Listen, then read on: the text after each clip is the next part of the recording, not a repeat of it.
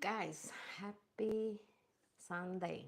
What a lovely day today. It's going to be a little bit warmer compared to yesterday.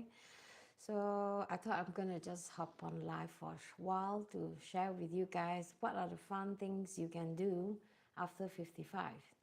So in this golden age, I call that, it's very important that you find things to do that make your day more meaningful. I've been chatting with some friends lately and I realize how important it is, especially when you are healing after 55, and that is where sometimes you may find life can be a bit boring when your children already move out, or even if you have stay-in children, you also need to have something fun to do in order for you to feel like another level, another stage of life. So recently I went back to Singapore and I realized that all my friends, they don't really have a hobby. So this is what I think their life is being so hectic, very stressful. uh, all my friends are on this career ladder, where they are quite successful. But sometimes I think over, yeah, they are no doubt successful. They are busy working all day, but do they have the time to enjoy life? I think in Singapore it can be a little bit limited because we don't have such a big space, and Singapore has quite a lot of high population, and it seems to me that the main activities over the weekend is either shopping or they go find somewhere where they could sit in the cafe, chat with their friends. So I think it's a really good way if you have the time. But I think most of people doesn't really have that time. Maybe they're already so exhausted they don't have time to even relax. So they either sleep. Sleeping maybe is a good way to relax, but I find that there are far more ways that you can make your life more fun.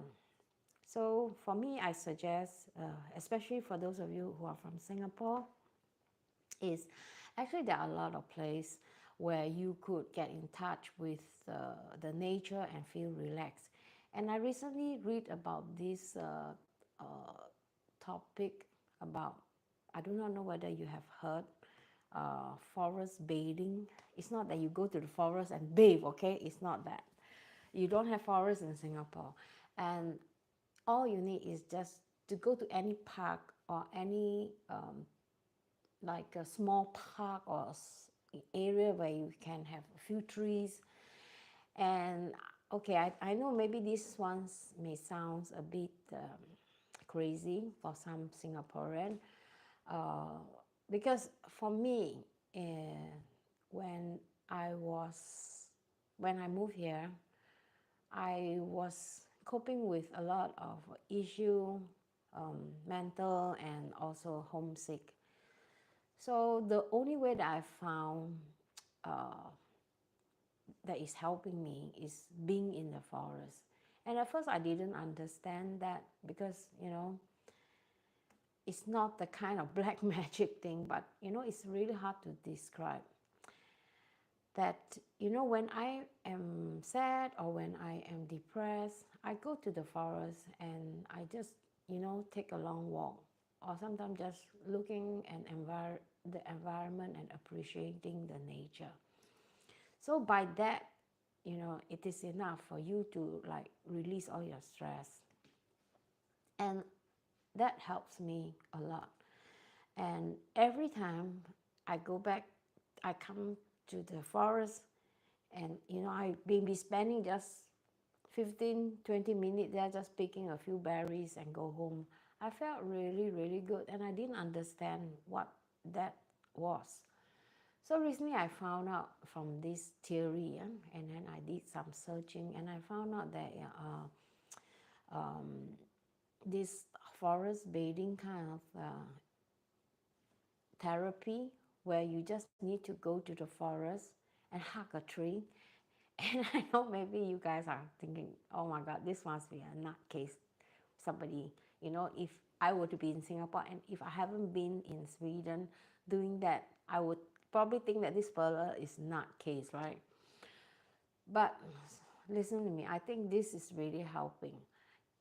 If it doesn't help, if you have done that for like a week and it didn't help you, that means you don't understand the fundamental of it. By hugging a tree or being in the nature, close to the natural environment, will definitely helps to release your stress. And I understand a lot of Singaporeans, they are facing this problem because they are under a lot of stress over whether it is over money, whether it is over not enough time, or whether it is over a relationship. All these are little stress. So I suggest that, even though you don't have a forest, just go to, your HDB downstairs. I'm sure there's some greenery somewhere. Just go there, sit on the grass, if possible without this what do you call it, thick mattress. Just take a thin piece of cloth if you are scared of like ants or worms. Then just put a thin piece of cloth.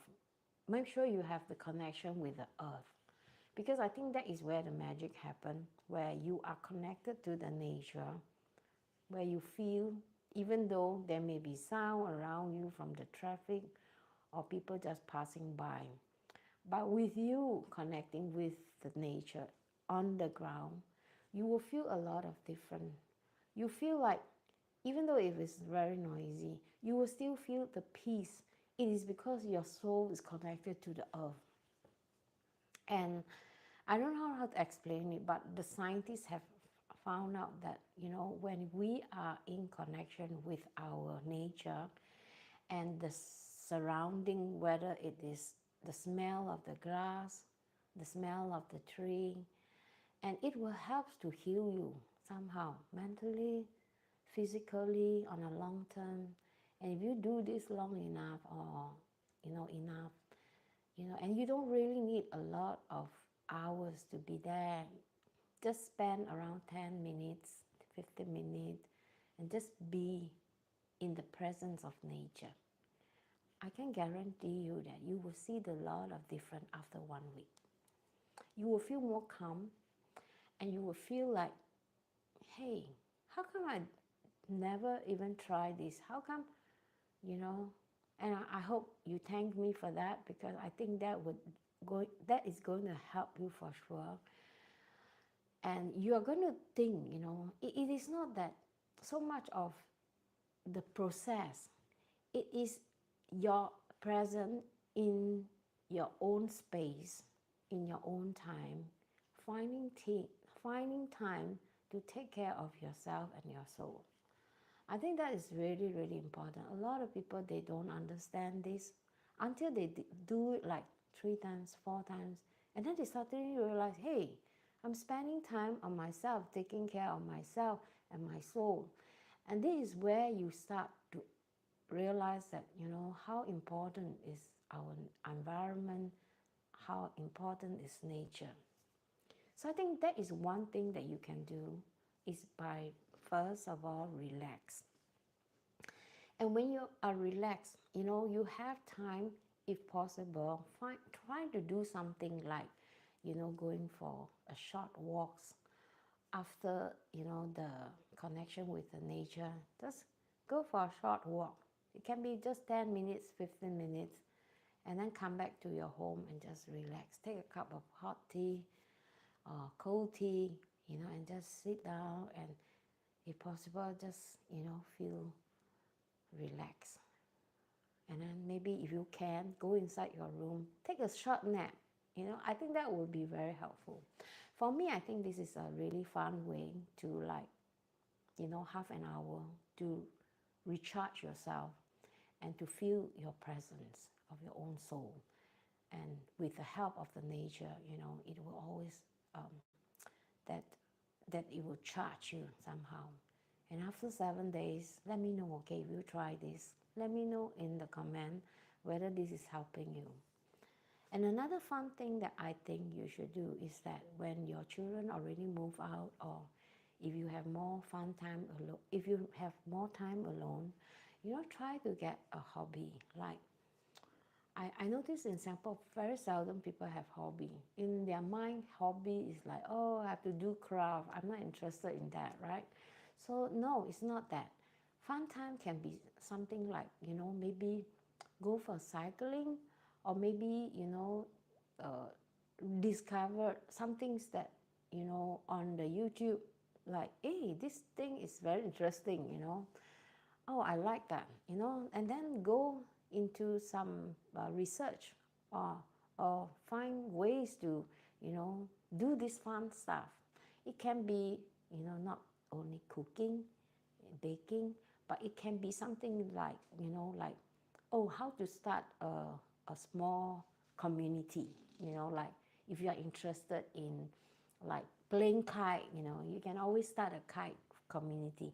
Who knows, there are people around your age that might be, having nothing to do, and they would like to have ideas, and maybe playing kite is something that they always wanting to do or did during their childhood, but they just don't have the time to do it. And as you grow older, people will start thinking, hey, how come this old fella, 55 years old, is still playing kite, right? But no, don't care about what other people think. Think about what really interests you. And it can be something that is very childish, but it gives you some joy. That is the thing, right? Don't care about what other people think, right? Think about what you really like. And also, I think another fun thing can be, if you have a big heart and you are very full of empathy, and you always feel like, hey, I want to, hey, hello, how are you? Hi, Valdo, how are you? I'm fine. So, Valdo, how do you find time for yourself? What is fun for you? Let's share your ideas, okay? Let's do some community sharing here. So I think it's like, if you have a big heart, and if you always feel like, oh, my life is like miserable, I want to be able to help other people because I have the strength to do that. Go do some volunteer. I have a friend who is, I never believed that she did that. And I was shocked she did that. She's a corporate level person. And she told me every Saturday she will go to the elderly home and help the elderly to do shopping. Because she has a car, so she will help people to buy food, and then she will deliver to the elderly center where they distribute all this food to from the sponsor to all these elderly, which I think is really, really fun. This can be the the most meaningful things you can ever do, to not to yourself, for you to comfort other people, but also for your own soul. You will feel much, much better, and I can guarantee that you will feel much happier and more meaningful life.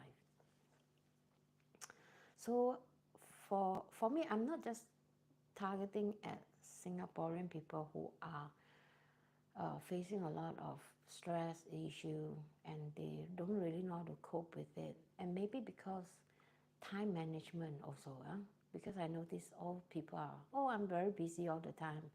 But then again, you have to learn how to prioritize your time also, like what is important to you. Is your well-being important to you, or is, chatting with your friend who don't really care about you for, a half a day, or going out with a person that you don't even like, it's a waste of time, right?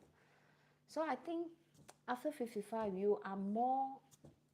uh, you are more independent in a way that you start to feel like, you know, which direction am I going, and how do I feel more at peace, because that is where you want to have more peace, right? And I think peace will somehow bring happiness in our life, and calms us down, and will make us think a bit. And I think when we think, we have to think balance also. You cannot be into something and then you go crazy about that. Then that is really unbalanced, you know. Because I think life is also very important, that you should have like your social network. You don't have to have a big bunch of friends. Just one or two is enough, where you can chat and you can, you know, FaceTime. And I think that connection is really important. And that is something fun to do, because you are talking to somebody like I'm talking to you now. I really enjoy talking to you. So it feels like, you know, you guys are taking care of each other. And I think that is a very important bond that, you know, in this crazy busy world, we are so busy doing things that doesn't matter. But then the things that really matter is actually, you know, our connection between our best friend or our family. And that is what we don't see it, you know, like even though, you know, you can be saying, oh, okay, I haven't talked to my sister for like ages, you know. I wonder how is it like. Give her a call, because after that call, you will feel much better. And I won't say that this is like a fun thing, but this is something that you really need to feel like you're connected. What country are you? I am located in north of Sweden, in a small city called Skellefteå, and I'm originally from Singapore. Feel free to ask me any questions, all right? Because I think it is really important that you know who your tribes are, and then stay in connection with them at least once a week, if not twice a month, because we really need that. And I think when it comes to balancing, um, of course, if you can have a hobby, have your own time, that is really important. And I think that is the most important thing that you should do for your own sake. Because when you are feeling good, the people around you will also feel your vibration, will also feel your energy, and they too will feel good for you. I mean, for you, happy for you, and you feel more lighter. And unfortunately, a lot of people nowadays, they are having a lot of issue with money. So I think money can be a little bit a way for you to like buy things, that you can get short-term, short-time happiness. But then again, I find that it's totally waste of money to just use money to get happiness. That is not the way. I'm not saying it's not right, but it is only for short terms, all right? And for me, I think that, by just keeping yourself upgrade, like self-development, it's also very important. And it's also a fun thing for you to do, because that's what I never thought when I was younger. I thought that, having a career, having a good relationship is all that matters. But actually, it's not. It is actually how much time we invest in ourselves and what we invest in ourselves. I don't mean buying nice clothes and expensive bags. Huh? I mean investing in us here, like expanding our knowledge, learn something new. It can be a very simple things, like you can learn from YouTube. But I think if you spend enough time, maybe 10, 15 minutes, just to learn one thing that you always wanted to learn. All right, now Chat GPT is like in, and then you can, for me, it's like, I'm always coming to this point where sometimes I feel like, hey, I'm having these wrinkles on my neck, how am I supposed to solve this problem? And what is the cost? So I just go to ChatGPT and then I just find out. And then from there, hey, this is how, I can solve my problem. Now I go to YouTube and find exercise, how to get rid of my wrinkle. So it was kind of funny, because all the exercise like really you never thought of. So you see, this is something that you can learn, and this is something that is fun, right? And also, sometimes you feel like, oh, I have a burn the other day on my finger, and then I I start to think, oh my goodness, this ball, is filled with water, and I don't know what to do with that. So again, I Google and I chat with ChatGPT, and they say, oh, don't touch it, just leave it. And even though my partner was telling me, don't touch it, just leave it, until the water disappear. So a few days ago, the water just burst, and I was like curious, so I go and check. So you see, these are the small things that you can actually learn, like, oh, my back is pain, or my calf is my calf is painful, or I have a big calf, how should I reduce my calf? What kind of exercise should I do to remove this fat? So things like that.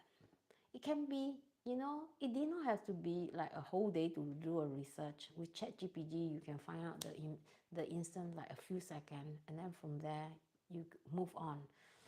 And then think about, what maybe makes you happier. So just chat again, ChatGPT.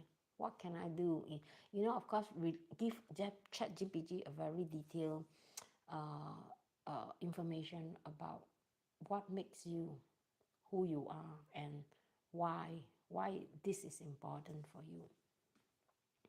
So I would say that I spend quite a lot of time on that, and I think I have learned a lot of things from there. And I'm not saying that all the things that they say there is like 100%, but at least they are at least 80% close. So I think it's very important. So again, self-development, right? And it's also really fun because the result can be quite surprising, right? Um, and then also when it comes to other parts, really, there's really a lot of fun thing. Not like what other people think. Oh, going on a tour. Yeah, on the tour can be very fun, but it's not cheap. It's like expensive. What I'm talking here or more interested is now, like everyday life, how you could add on things that make your life more fun, not just sitting there and waiting for people to call you. Instead of waiting for people to call you, why don't you call the person up, right? And I think also we should be open up for, to invite, like, you don't have to invite friends to your place. You can like create like a meeting, maybe a small meeting with friends that you haven't met for ages, and you probably wonder what they were up to, and really friends that whom you really care about. Because I think this is really important as we age. Because sometimes I sit there and I come to think, I wonder, because the last trip when I went back to Singapore, I actually, hi Michael. Michael, how are you? Where are you from? So when I went back to Singapore the last time, when I was on the street and I see some people staring at me, and I stare back at them, and they look so familiar. And because the area that I was staying is quite near my own home, my hometown, my place where I used to stay. So it's not surprised that I eventually I might met up with some of my old classmates. And I just I'm not 100% because, when you are like 14, 15, and now they are like 14, 59, the facial, everything is changed, right? So it's very difficult. And I just realized that, a few people I've come across, it's like people that I actually know, but, I dare not approach them. So I was thinking, I missed that chance to approach them. If I were to approach them, then maybe I would have another world, that I could come into. What is the thing you love in Singapore before? Oh, okay, that is a really interesting question, huh? What is the thing that I love? Oh, I love many things. I love everything about Singapore. I love the food. The food is very important because food is a very special place in our heart. Especially Singaporean, we are quite proud of the four nations, and I think it's the people too, the people and the food. And when people and food are together, you bring people together. So that is one thing. If you are a foreigner and you have some connection with local people, I'm sure you can find out that, food actually bring people together. And I think Singaporean, they are, during my time, I find that they are more open to share, and they are like, hey, come, let's eat, let's go and eat. So that is their way to like socialize. So food and people, I would say, the things that I love. Unfortunately, Singapore is quite a small country. So I don't know, the last time, just 2 weeks ago when I was there, I felt like things are getting more and more cramped, because you see building here and building there and new building and a lot of construction inside. And I feel the people who try to build this country, because with so limited space, so people tends to be on the face a lot of time. And I think that could create a lot of problem, because if you are too cramped, you eventually there's a natural way to push each other, right? Or maybe find your way through, right? And then maybe you accidentally step on people's feet. So that could be a problem. Why did you move to another country? Oh yeah. So if you have been following my channel, UCM, maybe you might realize I moved to Sweden is because I was having difficulties with my pregnancy, and I moved here just to try it out and see if I can adapt to this country. And after 1 week, I decided to stay here, for a longer period just to try it out. So I would say it's my curiosity for this country that makes me wanted to stay and learn, because I felt like everything was very new to me. I felt like I had the need to like learn about other culture. And I find that for the culture, the difference is quite a bit in terms of intellectual, and also the way we communicate, is a bit different compared to Sweden. So yeah, I suggest that you go and check out my older playlist. I think I have a playlist, it's called Live in Singapore, something like that. So you can go and check it out. Oh, you are not the only person. I think you have another person. Sometimes you can only see two person, because I think these are the people that are like here, and they can. You cannot see other people too. Oh, you are most welcome. So actually, I find that finding fun things to do in Singapore. A lot of Singaporeans, they complain, oh, Singapore is so boring, there's nothing to do, you can only shop and eat. But it is not that case. It is really how you look at things and what things matter to you. And I think from there, you could find your way and your own people that it gives you something, like not necessarily has to be rewarding, but some things that you have learned. And I think that is what that matters. And I think investing ourselves in knowledge is never a bad investment, because knowledge is the king. So guys, I hope you enjoy this. And I think for me, if I were to stay in Singapore, right? If I were to be 55 over, I'm 59 by the way. So I find that, fun thing is a definition of also yourself, that makes you unique in your own way. And everybody have different interests. Some people, they are just more physical. So when they are physical, they like to go out, they like to go for walks. And maybe that is where you should find your own interest and then build up that interest from there. And maybe some people, they are more good in listening, and then maybe they find podcast is interesting. And then some people, they like to see things, they like to go travel, they like to see the world. So, but you don't have to go traveling around the world to see things. You can also see things like in a different perspective. It can be walking on the same street that you walk for like the past 50 years, but then you still can see things in a different perspective. And I think sometimes, I don't know about you guys, all right, journaling can be very fun too. I never thought about that, but I always have these thoughts that, how nice if I have like a book where I could start to write. Not poetry, I'm not the poetry person. I like to write about my feelings, like what is important, like, oh, I remember that song, or oh, I remember this music or this song, and that brings me back to my maybe teenager time.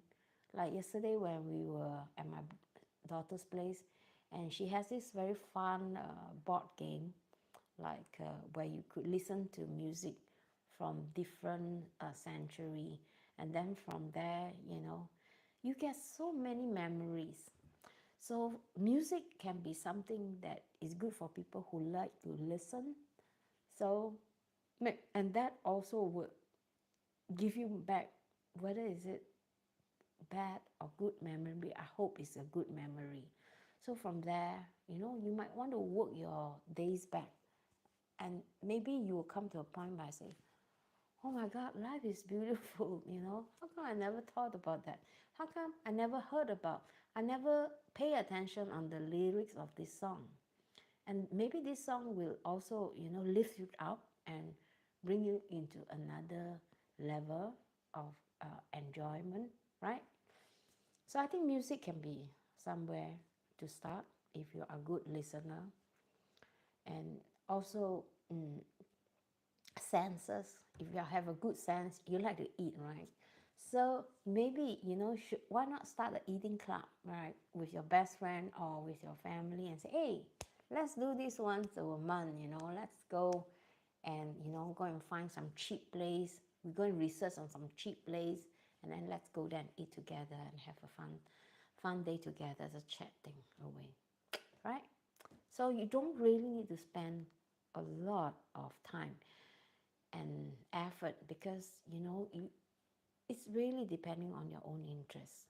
And from there, if you could find somebody who have the same interests as you, that's good. It's a blessing, right? Go with the flow, have a really good connection with just maybe one, maximum two friends, and then work on your relationship.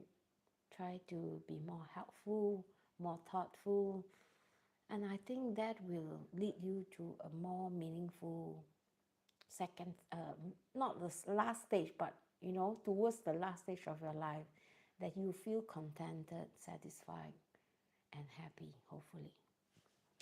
All right, guys, I hope you enjoy this live streaming, even if it is quite short. And I hope you go and check out my playlist. I'm currently working on a project which I am going to start a foraging business this autumn. So I put up the leaflet on a new Facebook page, and also some on my YouTube channel. So I hope I can do a live streaming, because next week I'm going to make some content, and also I'm going to convert my B&B upstairs to a more foraging friendly kind of environment, so people can feel the vibe when they come and forage with me in the forest. So I'm trying to get as much information and ideas at this point, and I think this is a really fun thing to do. Like for me, I think also, if you have some kind of interest like in this area, like for me, foraging, why not start a retreat yourself if you have the space, or if not, go and rent somewhere for 3 days and then, you know, bring people out to the forest and do maybe forest bathing. All right. So I think this is something really fun. And I think it's really individual who like have a deeper sense, you know, into what interests you the most, and then just do what you really like to, or enjoy doing, and that will lead you to a special path where you will find that life is very fun. No, you don't need to be, you know, like young to enjoy this fun. You can be as old as 85 and still can enjoy all this fun, right? So yeah, I will be maybe doing a live stream on there and maybe show you around, give you guys a tour how this place, how I want it to look like, and what ideas I have in this 3-day tour or foraging retreat. And then I'm going to maybe brainstorm a bit, like what kind of food or what kind of recipes I will be testing out with different kind of mushrooms. And also I'm going to do like a small cheat book whereby you can go home with this small little booklet about the kind of mushroom that can be found and they are edible in area. Maybe in your country you may have come across this mushroom, but you don't know whether or not it is edible, right? So during this retreat, I'll try to guide you through, and we will have long walks in the forest, and then we will collect all the mushroom, and then I'll come back and then I'll try to, you know, sort out which are the edible one and which are the non-edible one. So I have all this plan, which I really think is really fun, and I just hope that this retreat will also benefit people who are planning to start foraging and don't know where to start. So actually these are for beginners, and I hope that, you know, with my knowledge I can help them to start this new hobby. I will be going for a cycling trip after lunchtime. I've just made some lunch. Let me just show you what I made, right? So this is what I made. I made a Singaporean dish today. This is, we call it the bak kut teh. You know, I don't know whether you know about this. So this bags here is actually filled with herbs. So you're supposed to boil them with some broth, some bone. I've chosen some ribs with some quite a lot of meat. So you're supposed to eat them with a dipping sauce with dark soy and some chili. So with rice. So we're gonna eat this later after my live streaming, and we will be going out for cycling. So this will be our lunch. So guys, what are you doing today? Let me know in the comment, right, on a Sunday. Not what are the fun things that you're gonna do today, all right? Share that thoughts with me, and then I'll see you in my next. Bye bye.